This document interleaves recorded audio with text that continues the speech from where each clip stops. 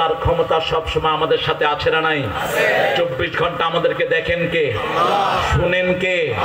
আমরা আওয়াজ করে বেশি নামাজ পড়ি না গোপনে বেশি পড়ি?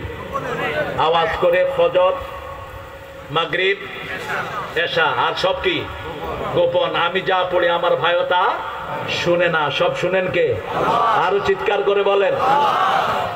সুলাইমান আলাইহিস সালাম পিঁপড়ার কথা শুনেছিলেন। কোন সূরা জানি আছে? সূরা নামল, পিঁপড়ার সূরা। নামল মানে পিঁপড়া, নহল মানে মৌমাছি। মৌমাছি কোথা যাও, নাচি নাচি দাঁড়াও না একবার ভাই, ওই ফুল ফুটে বনে যাই মধু দাঁড়াবার সময় তো নাই। যেখানে মৌমাছি বেশি সেখানে ফলন বেশি, যেখানে হাফেজ বেশি সেখানে মৌমাছি বেশি। মৌমাছি বেশি, ফলন বেশি। মৌমাছিকে হত্যা করবেন না। একটা ফুলে 24,000 বার ঘুরে মধু সংগ্রহ করে। কোন দুর্বল ফুলে মৌমাছি বসে না। এক ফুল থেকে যেই মৌমাছি ফুল নেয় ওই ফুলে আর কোনো মৌমাছি বসে না। এই জন্য মৌমাছির নামও একটা সূরা কে দিয়েছেন।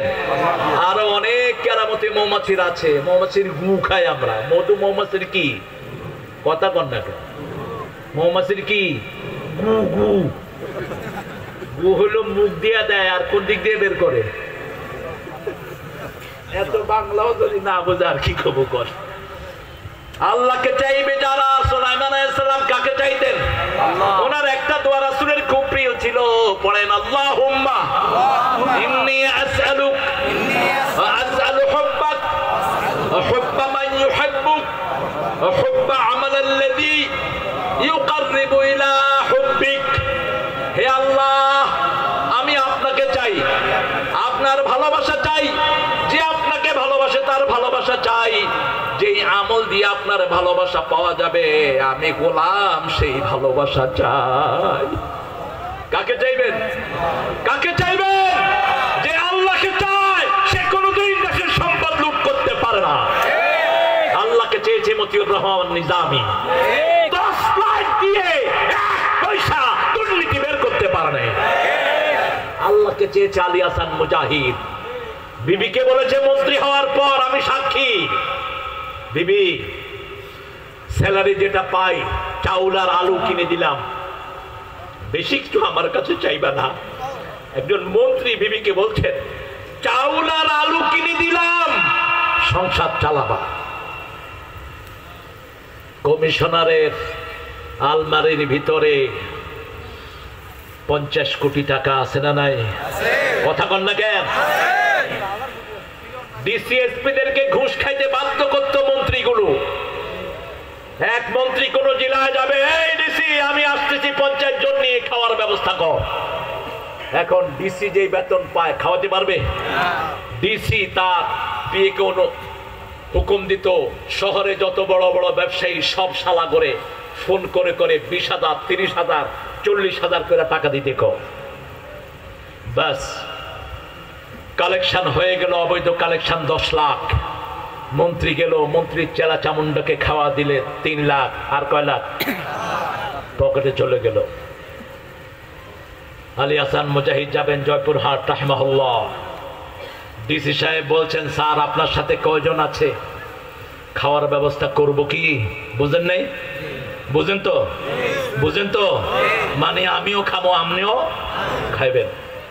মুজাহিদ সাহেব বললেন ডিসি সাহেব আপনি আমার সাথে খাবেন দুপুরবেলা, আপনি আমার সাথে খাবেন।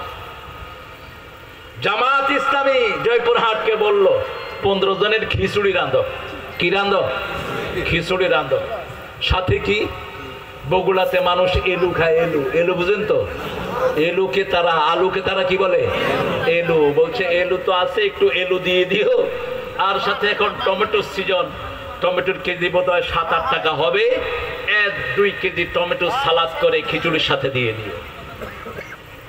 ডিসি সাহেব চোখের পানি ছেড়ে কাঁদছেন, স্যার সাহাবীদের গল্প শুনেছি, বাস্তবে দেখি নেই, একটু দেখলাম। আরো আসতে কন্যা আল্লাহু আকবার। কাদেরকে তোমরা ফাঁসিতে ছড়িয়েছো? কাদেরকে ফাঁসি দিয়েছিস? কুত্তা যাতে না একজনের দিন শোধ করতে পারবি না সারা দিব। কাদের মোল্লা রাহিমাহুল্লাহ, একই বাসায় 5 বছর আমি ছিলাম তার সাথে। তিনি 4 তলায়, আমি 3 তলায়। কখনো জোরে কথাও বলতেন না। দেখা হলে, বাবা কেমন আছো, বাবা তুমি কেমন আছো? কাদের মোল্লা চাচা, জ্ঞানের সাগর, সাংবাদিক, ফেডারেল ইউনিয়ন যেদিন থেকে ঢুকলেন সারা বাংলাদেশের তিনি প্রেসিডেন্ট। সুবহানাল্লাহ কইতে ইচ্ছা করে না? সবচেয়ে বড় টেকনোক্রেট ছিলেন, ব্রেনি ছিলেন এই আব্দুল কাদের মোল্লা। এই জন্য সবার আগে তাকে ঝুলিয়েছে। শুধু তাকে ঝুলানো হয়নি, জানাজায় গিয়েছে তার 2টা ছেলে, 2 থেকে পিটিয়ে অজ্ঞান করে হসপিটালে পাঠানো হয়েছে। এখানেই শেষ না, গত বিজয়ের 28 তারিখে তার প্রফেসর ছেলে ইউনিভার্সিটিতে পড়ায় বান্নাকে রাত 9টার সময় বাসা থেকে তুলে নিয়ে যাওয়া হয়েছে, কোনো হদিস দেওয়া হয়নি। কি অপরাধ করেছেন? শুধু আয়না ঘরের জন্য 1000 কোটি বার তোদেরকে জেলে, তোদেরকে ফাঁসিতে ঝুলালেও আয়না ঘরের শোধ হবে না। ঠিক না? আল্লাহকে চান তো? চান তো? নামাজ পড়বেন তো? কয় ওয়াক্ত? কয় ওয়াক্ত? কোথায়? আরো জোরে।